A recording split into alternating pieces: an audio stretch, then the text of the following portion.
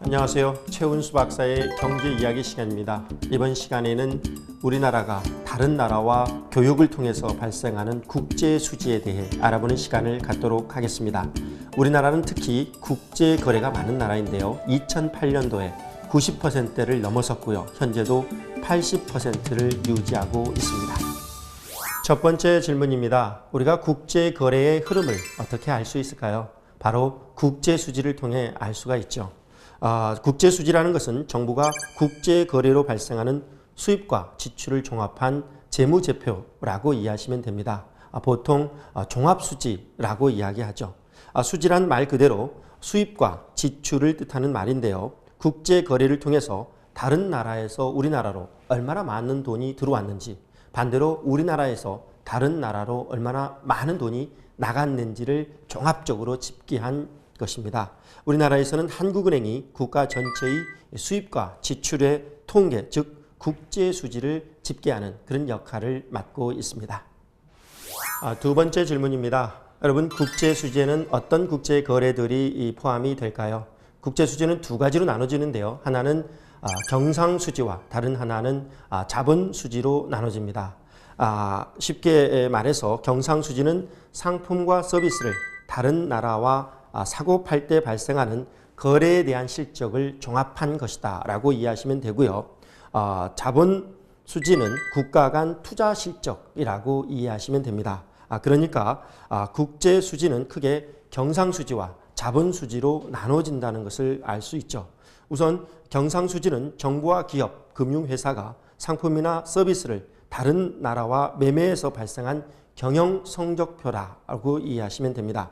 예를 들어 현대자동차가 자동차를 한국에서 생산하는 데 필요한 부품을 다른 나라에서 수입해서 완제품을 만든 뒤에 자동차를 수출하는 무역 활동을 통해서 발생하는 수입과 지출이 여기에 해당된다라고 이해하시면 됩니다. 이때 중요한 것은 해외에서 일하는 한국 사람이 국내에 송금한 금액도 여기에 포함된다는 사실입니다. 세 번째 질문입니다. 경상수지에는 어떤 국제 거래들이 포함이 될까요? 네 가지가 있는데요. 상품 수지, 서비스 수지, 그리고 소득 수지, 경상 이전 수지, 이 네 가지가 있습니다. 상품 수지는 상품을 수출해서 번 돈에서 상품 수입 대금을 뺀 값을 이야기합니다. 텔레비전, 냉장고, 핸드폰과 같은 재화를 수출해서 발생하는 수익이기 때문에 재화수지라고 부릅니다.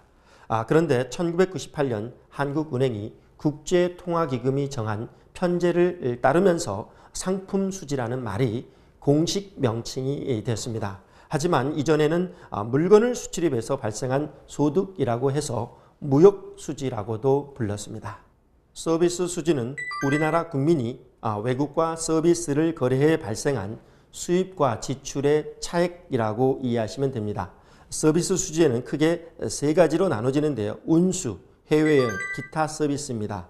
그리고 기타 서비스 수지에는 운수 여행 서비스를 제외한 사업 서비스, 기술 무역, 그리고 통신 보험 서비스가 포함이 됩니다. 운수 서비스는 우리나라의 배와 비행기를 통해서 상품이나 사람을 실어 나르고 해외 업자에게 받는 운임을 이야기하죠. 그리고 여행 수지는 외국인 관광객이 우리나라에 여행을 와서 쓰게 된 외화 금액을 더하고요. 그리고 한국 관광객이 외국에 나가서 쓴 외화 금액을 뺀 값을 이야기합니다. 사업 서비스는 금융, 회계, 광고, 법률, 경영 컨설팅과 같은 서비스를 외국에 제공하고 받은 돈을 이야기합니다. 또 소득 수지는 임금과 투자 소득을 합한 금액을 이야기하는데요. 한국 사람이 해외에서 받은 임금 소득, 그리고 해외 투자에서 받은 이자와 배당 소득이 여기에 해당이 됩니다. 마지막 경상 이전 수지는 상거래를 목적으로 하지 않는 국제 송금을 이야기하는데요. 여기에는 송금이나 기부금, 그리고 정부의 무상 원조가 속하게 되어 있습니다. 네 번째 질문입니다. 자본수지는 무엇을 뜻하는 말일까요? 자본수지는 자본 거래로 발생하는 수입과 지출을 뜻하는데요. 자본수지는 쉽게 말해서 우리나라 기업이 다른 나라 금융회사에 돈을 빌려주거나 아니면 다른 나라에서 돈을 빌림으로써 발생하는 그런 수지를 이야기하는다. 자본수지는 크게 투자수지와 기타 자본수지의 이 두 가지로 나눠지게 됩니다. 투자수지는 국내 기업이 해외 지점이나 자회사에 투자를 하거나 증권에 투자하는 것과 같은 투자 목적의 자본 거래를 이야기합니다. 만일 포스코가 인도에 제철소를 짓기 위해서 직접 투자를 했다면 이것은 투자 수지에 해당이 되겠죠. 공사체의 발행 또는 상환, 장기 차관도 이 투자 수지에 해당이 되게 됩니다. 반면에 기타 자본 수지는 투자 목적이 아니라 우리나라 사람이 다른 나라로 이민을 가거나 유학을 갈 때 나가고 들어오는 돈을 이야기합니다. 다섯 번째 질문입니다. 국제수지 가운데 무엇이 가장 중요할까요? 경상수지가 가장 중요합니다. 왜 그럴까요? 경상수지는 한 국가의 경영 능력을 나타내는 지표이기 때문입니다. 경상수지가 흑자라고 하면 우리나라 기업들이 수출해서 번 돈이 수입에 쓴 돈보다 더 많다는 뜻입니다. 그러니까 우리나라 국가 전체가 흑자를 내고 있다는 뜻이 되는 것이죠. 이것은 우리나라에서 만든 제품이나 서비스가 글로벌 시장에서 경쟁력을 유지하고 있다는 의미이기도 합니다. 따라서 우리나라 수출액이 늘면 경상수지 흑자 규모도 동시에 늘어나게 됩니다. 한국은행에서는 매달 국제수지를 집계해서 발표하게 되는데요. 이때 수출과 수입 통계로 생기는 상품수지, 경상수지 규모를 통해서 한국의 대외 거래 실적을 우리는 한눈에 들여다볼 수가 있습니다. 여섯 번째 질문입니다. 국제수지를 통해서 우리는 무엇을 알 수 있을까요? 국제수지는 특정 기간 동안 한 나라에서 상품과 서비스를 만들어 해외에 내다 파는 역량, 즉 한 나라 경제의 제품과 서비스의 경쟁력을 뜻합니다. 그러니까 흑자를 낼수록 한 국가의 국부가 늘어나 잘 사는 나라를 만들 수가 있답니다. 흑자 규모가 늘어나면 우리나라 기업들의 해외 경쟁력이 좋아지고 있다라고 이해할 수 있고요. 반면에 적자를 내게 되면 우리나라 기업의 대외 경쟁력이 취약해지고 있다라고 해석을 할 수가 있습니다.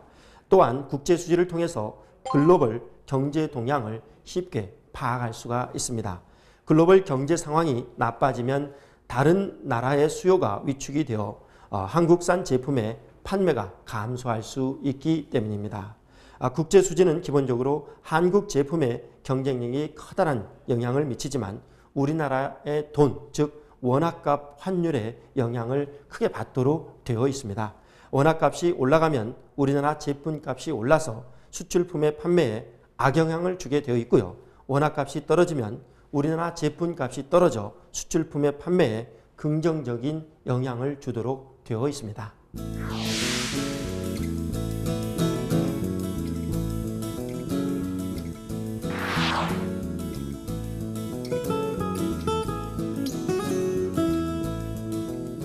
여러분, 이번 시간에는 국제수지에 대해 알아보는 시간을 가졌습니다.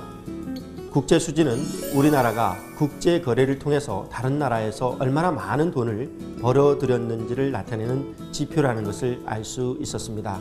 우리나라가 국제수지 흑자를 내면 우리나라 상품이 다른 나라에서 잘 팔리고 있고요. 그리고 해외 투자를 통해서 많은 돈을 벌어들이고 있다라고 이해하시면 됩니다.